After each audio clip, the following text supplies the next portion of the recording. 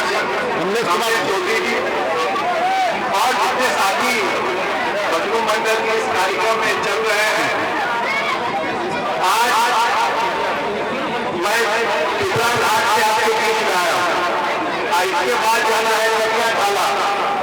इसके बाद आगे हमको रसियाई तक जाना है दरभंगा में। और मैं मोटरसाइकिल से चल के आया पिपरा घाट से आपके बीच में कि अपने आंख से देखिए कि कैसा काम चल रहा है।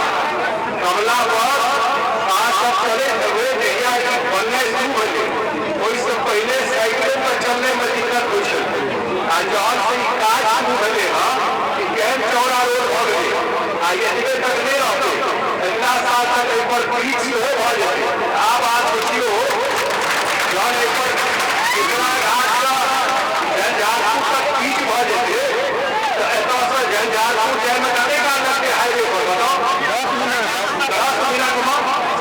आप पहल समस्या रहे एक बार हाईवे में जाए में 10 मिनट कमला टूटने का समस्या लगभग खत्म। आसपास दुकान दौड़ी हो खोल देवे एता जहाँ गाड़ी चलते मोटरसाइकिल चलते लोग चाहो मानो के लिए है 4-5 महीने दुकानों से आई ना तो दुकान के रोड पर खुलते रोजगारों है तो लोग लेना गया है कि सुविधा हो गए। आप वहाँ हाईवे पकड़ पाए 15 मिनट में पहुँच गए झंझारपुर में मेडिकल कॉलेज के जेना दरभंगा में मेडिकल कॉलेज है जेना झंझारपुर में मेडिकल कॉलेज है भगवान नहीं करे कि बीमार पड़े लेकिन कुछ हिसाब होते तो 15 मिनट में पहुँच गए झंझारपुर मेडिकल कॉलेज इलाज करने के वास्ते। और पूरा कमला का हम सब चौड़ीकरण और यहाँ के सामने में इसका आइयो के द्वारे हम मोटरसाइकिल पर बेच कर लो अपना नजर से देखते काज हमारे विभाग के लिए सब बहुत चल रहा है उन कमी है उन दिक्कत है की व्यवस्था और ठीक है हम कमला के दोनों बांध टूट भ जाते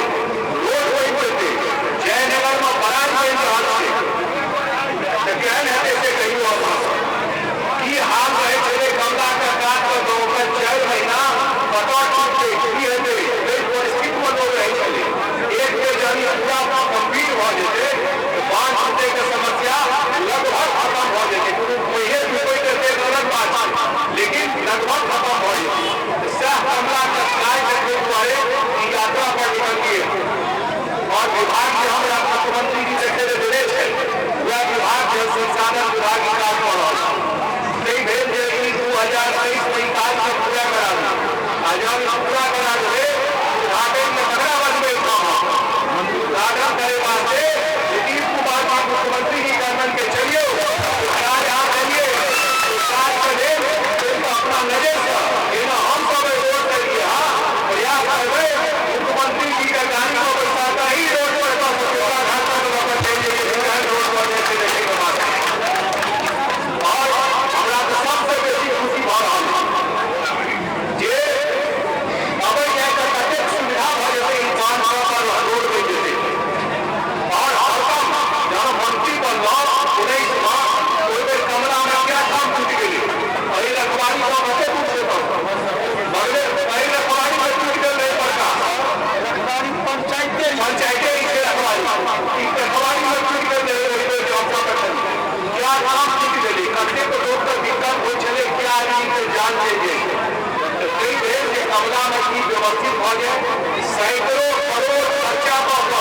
सरकारी छोट कार्य नहीं हो रहा 300 350 करोड़ का कार्य हो रहा है दोनों कमला का बांध स्थित हो रहा है आई पर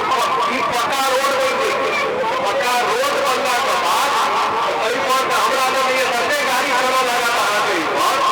क्योंकि तो पैदल एरिया का सब लोग का जवाब देना पहले तो और रास्ता से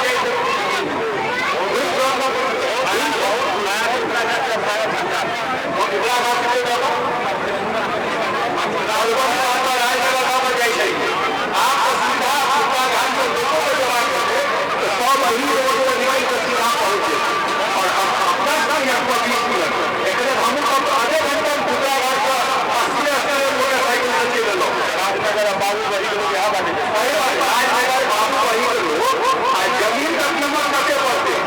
जिनका जमीन टैक्स देवा पड़ा था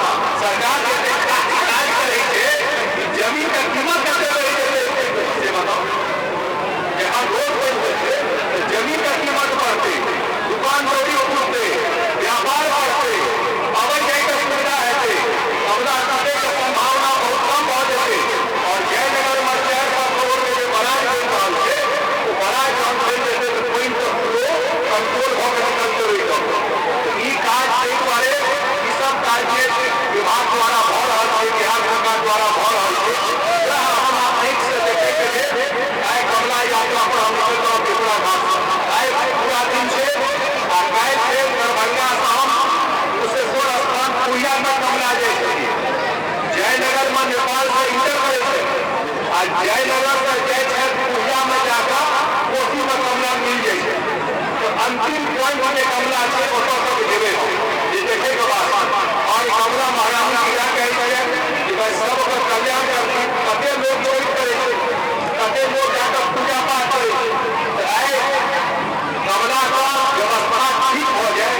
या सरकार के उद्देश्य से निकल हो कहाँ के बीच में एलो और मुखिया जी का जिला परिषद जी का हमरो जिला परिषद हमर मरगांव पर अररिया से नाम बहुत दूर काज नहीं थी हमर जिला परिषद विद्यार्थी का बड़ा प्रकार है वो हमरा से चल रहल है और सबका जते स्वागत करना होगा এই कार्यक्रम नहीं के लिए हृदय से धन्यवाद जैसे स्वागत करना और जो विमान पूरे भंडारी जी कहते हैं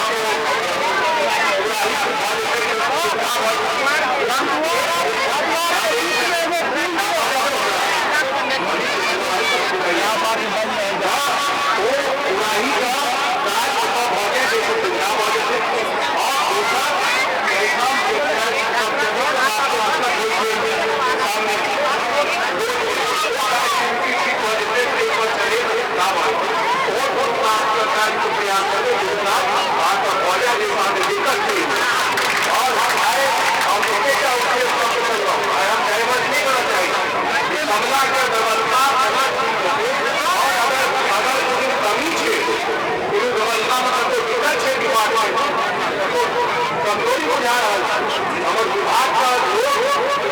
दरभंगों का पट्टों पर चल रहा है भाई कतो कमी से वो केना जरूरत होते वो देखे के बाद में अपने कहा के बीच में वहां जिनका कमी है तो वो कहे थे विभाग आज जाकर मीटिंग होगा तो पूरा दूर करते बहुत सारे हाथ के बीच में कहा तो अपन हृदय से धन्यवाद दे कि हमें आगू हृदय से धन्यवाद दे वो हमारे विभाग की मीटिंग धन्यवाद है